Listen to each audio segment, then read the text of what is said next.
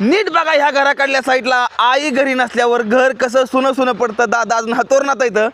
हरारमध्ये भावनो आई काल दुपारच्याला गेली गावाला आणि मी वरनं खाली आलेलो या, म्हणजे मी झोपायला वरच्या घरी असतोय, खाली आलेलो या. मी हे का उठून आलो, नुसतं काय करायचं का उठून नुसतं गुरमाळ्या घालतो या. बरं नाश्ता बनला कोण नाही, गप्पा मारायला कोण नाही, जेवण बनवलं कोण नाही, चुली सकाळ सकाळ जेवण बनवून द्यायला मला कोणी नाही, ह्या इथं काय म्हणते आंघोळ करून मला कपडे द्यायला कोणी नाही, गप्पा मारायला कोणी नाही, नुसतं सुनं पडलं. एक गोष्ट कधी बरं का, आई वडील आहेत तर समजा काय आहे बरं का जीवनामध्ये तुमच्या.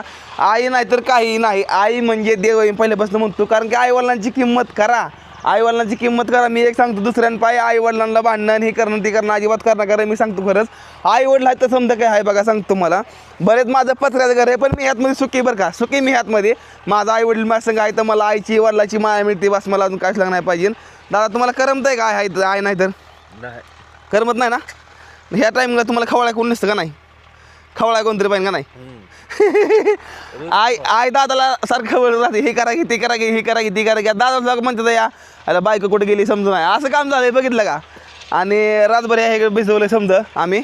आणि काय तुम्हाला सांगायचं आहे, आई नसल्यावर नाही राव करमत, नाही राव घरी अजिबात करमत नाही. आई नसल्यावर मग आलं गायला आई उठके मग आई त्यांना नाही किचनमध्ये आई काहीतरी करत बसताना.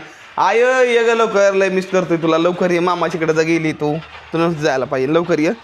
असू द्या. हर हर महादेव.